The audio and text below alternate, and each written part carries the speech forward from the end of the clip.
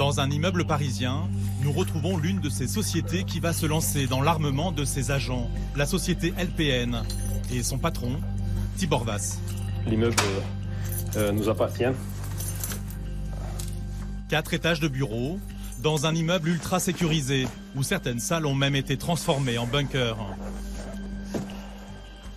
C'est la salle où on garde en fait nos équipements, des équipements sensibles, avec des armoires blindées, des coffres forts, des portes blindées, avec des équipements de vidéosurveillance assez poussés. Et combien de caméras vous avez? Beaucoup. Plus de 10? Beaucoup plus, ouais. Tibor Vass a le culte du secret. Ce Hongrois, français d'adoption, est un pur produit de l'armée française. Il a passé 20 ans au service de la Légion étrangère. J'étais dans une unité, quand même, une des meilleures unités de l'armée française, donc j'étais au groupe commando parachutiste, shooter opérationnel, instructeur commando, instructeur de tir, et ce sont des bons souvenirs. Et un joli CV qui a permis à la société de Tibor de devenir incontournable dans le milieu. En 2015, c'est elle qui a été choisie pour protéger les locaux de Charlie Hebdo après l'attentat. Exceptionnellement, ces agents étaient armés, une première à l'époque en France. Désormais, une loi adoptée en 2017 va permettre à plus de 2000 agents privés d'être armés, sous condition. Un marché que convoite Tibor Vass. Mais aussi les marchands d'armes de défense. Dans un gymnase de la banlieue parisienne, un fabricant américain de matériel de défense a sorti le grand jeu. Une journée de formation offerte à 36 stagiaires triés sur le volet.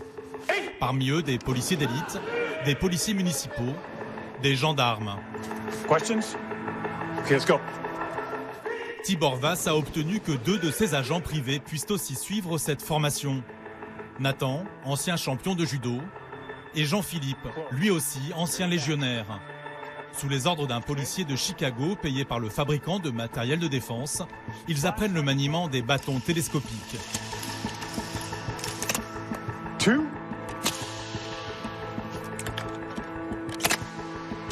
Une arme de catégorie D, capable de briser un os.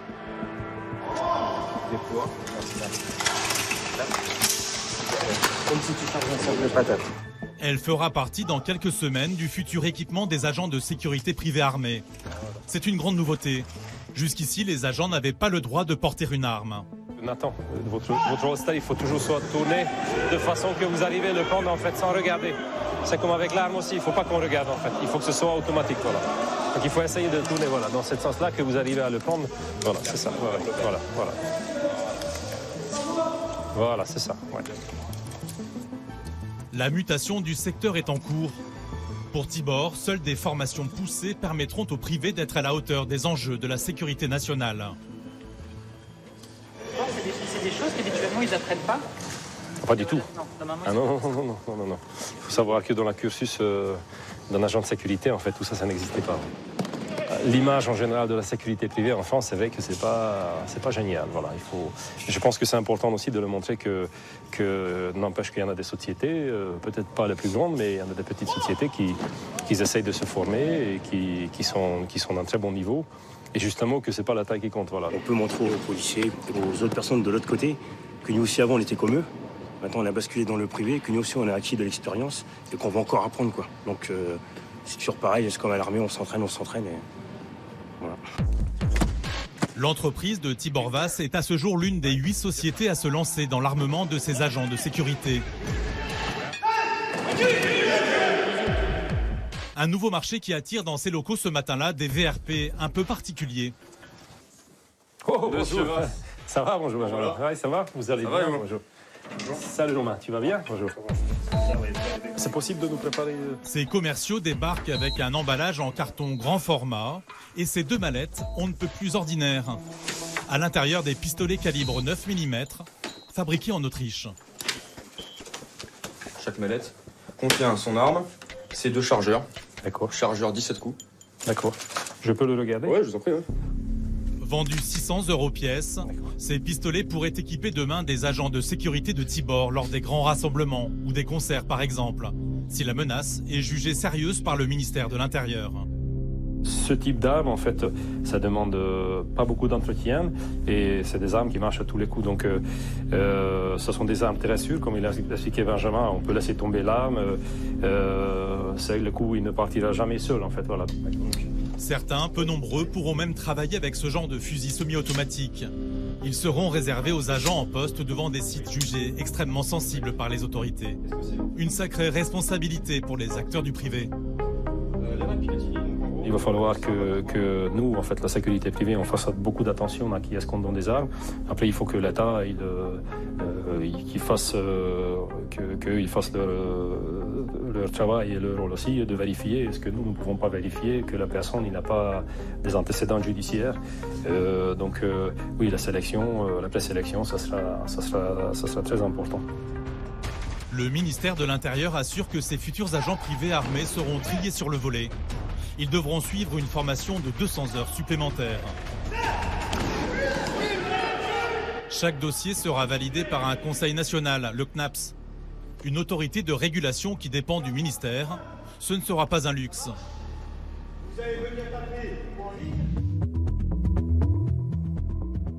Nous poursuivons cette enquête au fond d'un parking, à l'abri des regards, dans le centre de tir de la police parisienne. Depuis quelques mois, des agents de sécurité privée viennent s'entraîner au tir, au même titre que les policiers. Contact!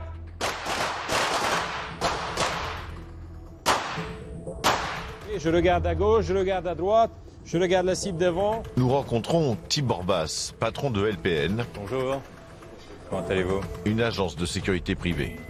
Depuis les attentats de 2015 en France, la demande sécuritaire s'est largement renforcée sur le territoire. Une aubaine pour les agences de sécurité privée qui a vite révélé ses effets pervers. Nous avons eu beaucoup de demandes avec des gens un peu qualifiés. La législation n'était pas encore prête pour mettre en place des agents armés. Donc, c'est vrai que nous avons eu beaucoup de difficultés. Parce qu'il n'y avait pas suffisamment d'agents formés? Pas suffisamment d'agents formés. En plus, les agents, en fait, ils n'avaient aucun moyen de se protéger eux-mêmes. Donc, c'était assez compliqué cette époque. Ouais. Une loi est adoptée en janvier 2018 pour élargir le champ d'action des agents de sécurité privée.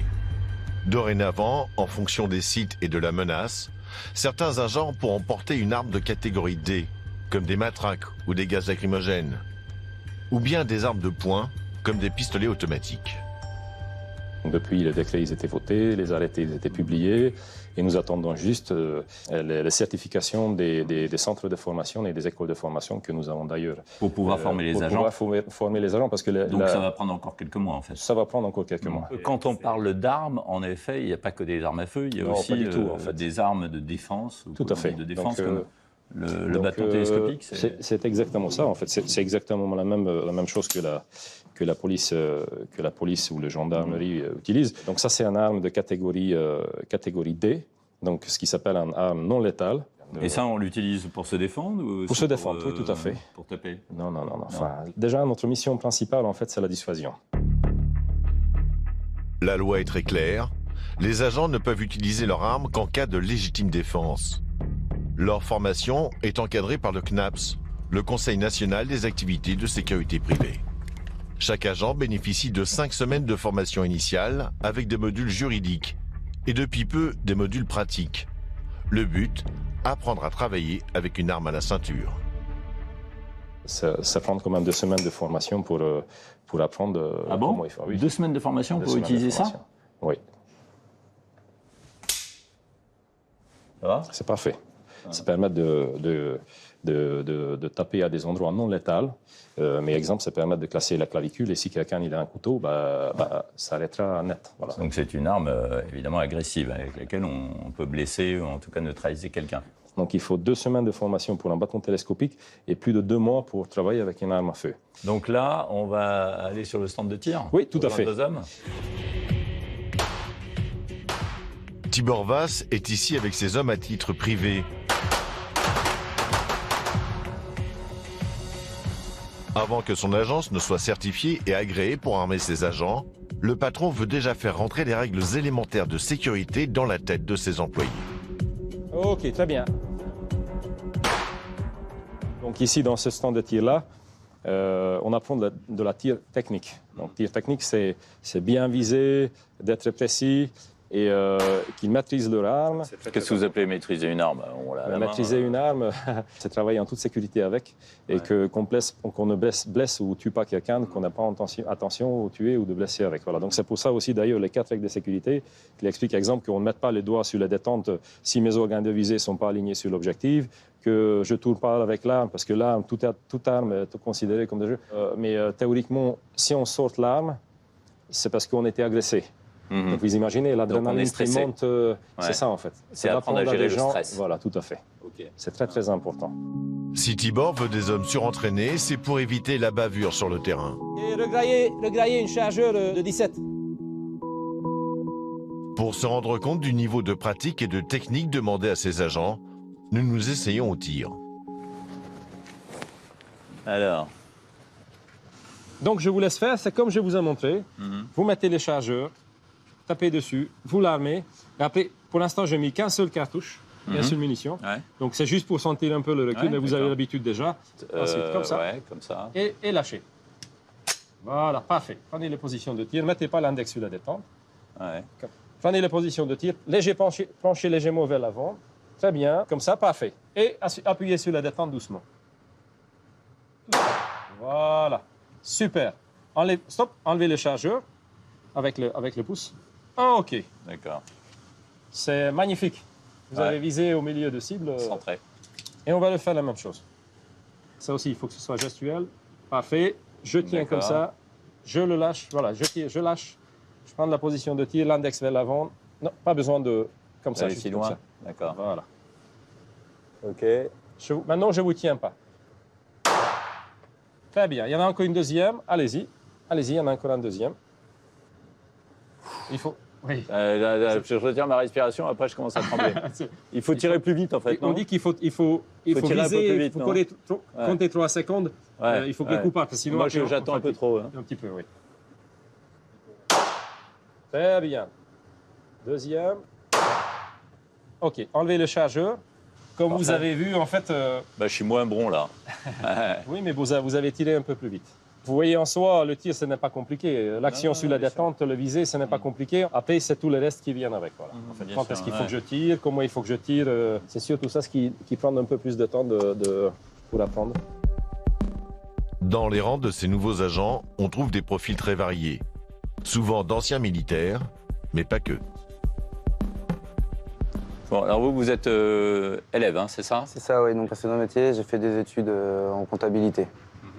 Voilà, puis c'est vrai que ça m'a intéressé, la sécurité, depuis des années. J'ai jamais osé, et puis un jour, je me suis dit pourquoi pas.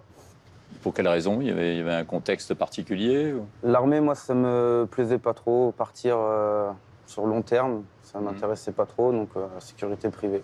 Pas d'appréhension par rapport à l'arme? C'est pas évident de travailler avec une arme à la ceinture au milieu du public. C'est pas évident, mais après, la formation s'est fait aussi pour ça, pour qu'il n'y ait pas de soucis par la suite. D'accord. Donc elle n'est pas que technique, elle est aussi psychologique Un petit peu, on nous apprend quand même à que ça se passe bien et bien manier l'arme, surtout la sécurité.